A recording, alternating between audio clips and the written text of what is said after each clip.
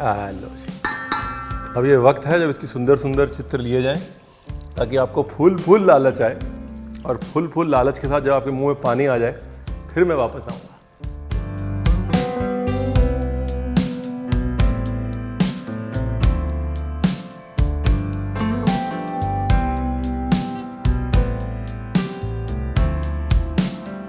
जब non vegetarian दोस्त और वेजिटेरियन दोस्त साथ में बैठते हैं तो हमेशा वेजिटेरियन दोस्त नॉन वेजिटेरियन दोस्त को यही कहते हैं कि देख भाई, तू वही चिकन है, कितनी तरीके से खा पाएगा, कभी तो रेसिपीज ख़त्म हो जाएंगी ना।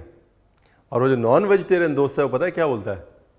वो बोलता है भाई रेसिपी कभी ख़त्म नहीं होंगी, क्योंकि मैं रणवीर बरार का चैनल देखता हूँ। तो जी नमस्कार, मैं हूँ रणवीर बरार, और जिसकी भी चिकन रेसिपीज़ ख़त्म हो रही है टेंशन मत लीजिए, एक बढ़िया सी रेसिपी उड़ा के लाया हूँ मैं पर्शिया से, एकदम है Iran inspired chicken korma. Rolling and action.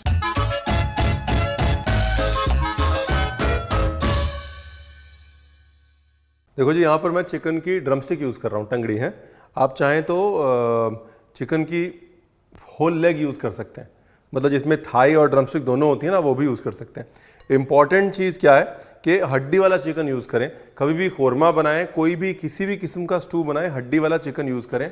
लंबे समय तक अगर चिकन पकेगा और उसके अंदर हड्डी नहीं होगी तो स्वाद नहीं आएगा, और बाकी आपको पता ही आप क्या कहेंगे। एक डिश है फैसनजान, है बड़ी ही अमेजिंग सी डिश है, टर्किश डिश है। तो मैंने कहा वहाँ से लेते हैं इंस्पिरेशन और अपने सारे नॉनवेज भाइयों को दे देते हैं एक और रेसिपी, ताकि वो बोल पाएँ कि हम चिकन को करोड़ों तरीके से बना सकते हैं। हमारा जो मुगलई खाना है, मुगलिया खाना है, उसमें ऑलरेडी चिकन अखरोट का कोरमा वरमा बनता है।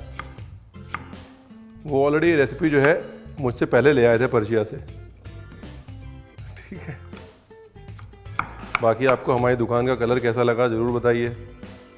1 घंटा हमारा रंगने में गया, 1.5 घंटा। शूटिंग हमारी लेट शुरू हुई है, 2 घंटे पहले हम रंगाई पुताई कर रहे थे।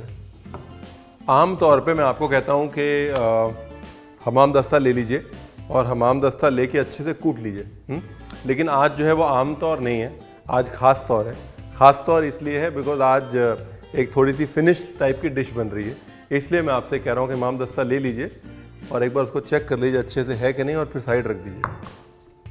ऑयल से होता है इमल्सिफिकेशन। इमल्सिफिकेशन मतलब झाग अच्छा बनता है तेल से, तो चीज़ बारीक पिसती है और पेस्ट जो है वो चिकना बनता है। ख़ासतौर अगर आप फाइन ग्राइंडिंग करना चाहते हैं तो इसलिए हल्का सा ऑयल डाल लीजिए। अब जा रहा है इसका पेस्ट बनने, और जैसे इसका पेस्ट बन के आएगा चिकन में डाल देंगे, और चिकन को इस पेस्ट में सुस्ताने के लिए कम से कम 15 से 20 मिनट देंगे। 15 से 20 मिनट तो बहुत है, उससे पहले ही आ जाएगा अपना प्रोग्राम मतलब वो झोला। जितना बारीक आप चॉप कर सकते हैं उतना बारीक चॉप कर लीजिए, as fine as you can.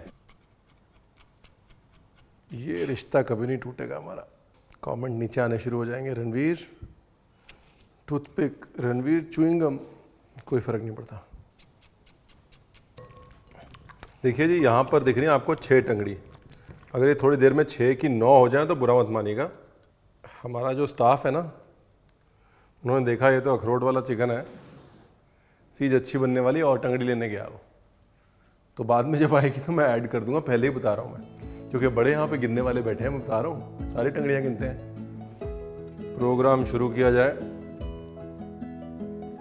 धीरे धीरे प्याज को पकाना है, अगर अच्छा खाना बनाना है।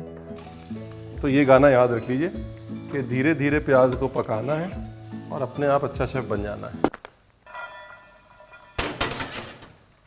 थोड़ा नमक। अनार के बीज निकालने का सबसे बढ़िया तरीका है साहब, मतलब ऐसा नहीं है कि आपको नाइफ ही यूज़ करनी है, आप चम्मच भी यूज़ कर सकते हैं, कड़छी भी यूज़ कर सकते हैं, हाथ मत कटवाइएगा। लेकिन बैक ऑफ द नाइफ से भी बहुत बढ़िया हो जाता है। देखिए फर्स्ट क्लास निकल रहा है ना, एक एक दाना मोतियों जैसा। अब इसका बना लेना है जी पेस्ट। पेस्ट बनाने के लिए डालना थोड़ा दही। पेस्ट बना के आऊँ? एक काम करिए, बना दीजिए ना पेस्ट।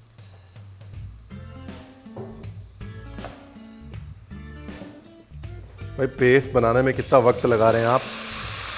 मेरे को दही डालना पड़ रहा है कुकिंग रोकने के लिए। ये जो मीठा मीठा प्याज का भुनना है ना, और एकदम ये जो प्याज के हलवे जैसी खुशबू है, यही इस डिश की मोनोपोली। देखिए आगे प्याज से नहीं, मतलब पास से। और ये आ गया हमारा पेस्ट भी। अखरोट प्लस दही बहुत प्याज से जिसने भून लिया, देखो सब मैं उल्टे से कंफ्यूज कर रहा हूँ सबको। बहुत प्यार से जिसने भून लिया प्याज को, वो समझ गया बावर्ची बनने के राज को। अभी थोड़ा मसालों का प्रोग्राम जो है चालू कर लेते हैं। ये गया धनिया पाउडर, ये गई थोड़ी हल्दी, ये गई लाल मिर्च, और अब मसाले लेने हैं भून। अब वॉलनट के साथ में इसमें जो कॉम्बिनेशन है वो है अनार का। अनार आप चाहें तो ऊपर से भी डाल सकते हैं, और अनार आप चाहें तो पकाते समय भी डाल सकते हैं। कायदे से इसके अंदर पोमोग्रेनेट मोलासेस जाते हैं, यानी कि अनार का सिरप। अनार का सिरप हर एक को मिलता नहीं है, लेकिन उसको सब्स्टिट्यूट करने के लिए मैंने ये इमली भिगो रखी है। तो जैसे ही वक्त आएगा मैं ये इमली का पल्प डाल दूंगा, लेकिन उससे पहले मसालों की भुनाई बहुत ज़रूरी है। चीज़ एक बार बनती ना।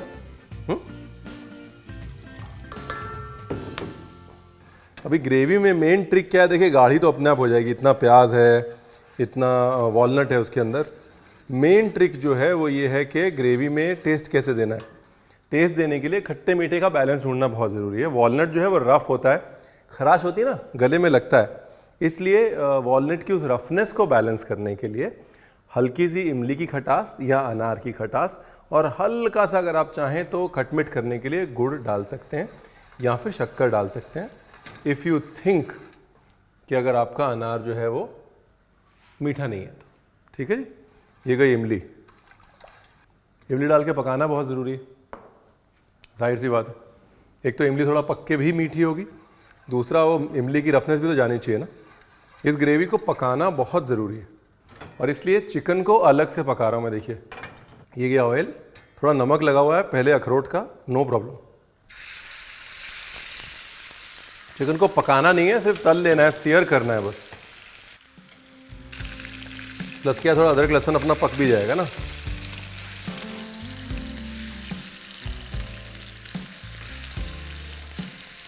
ब्यूटीफुल हो गया। ये देखिए इधर इमली पक रही है, उधर अदरक लहसुन पक रहा है, इधर सारा मामला पक रहा है, और उधर जो है मुंह में आ रहा है पानी।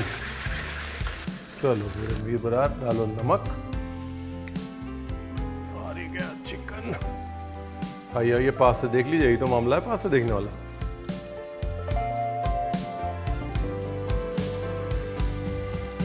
ये बना ना कोरमा। लो जी, अब ये वक्त है जब इसकी सुंदर सुंदर चित्र लिए जाएं, ताकि आपको फूल लालच आए, और फूल लालच के साथ जब आपके मुंह में पानी आ जाए, फिर मैं वापस आऊँगा। हल्का सा टोस्ट करके ना, जितना छिलका निकलता है निकाल लीजिए अखरोट का, ये गार्निश के लिए।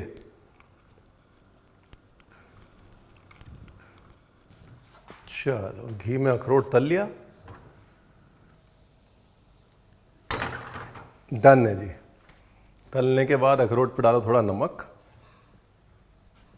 करते हैं प्लेटिंग। पर्शिया की फिनेस, अखरोट का डिफरेंस, और कोरमे का रोगन सब डाल दिए हम। देखिए इसको बनाने के दो तरीके हैं।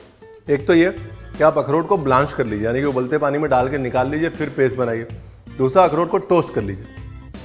टोस्ट करने वाला तरीका जो है वो ऑथेंटिक ईरानी है।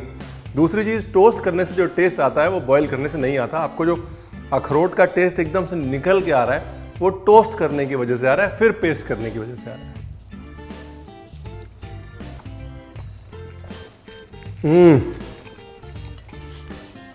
नान नहीं, लेकिन यही चपाती या फिर वो तवा पराठा, और बनाइएगा ज़रूर। Thank you.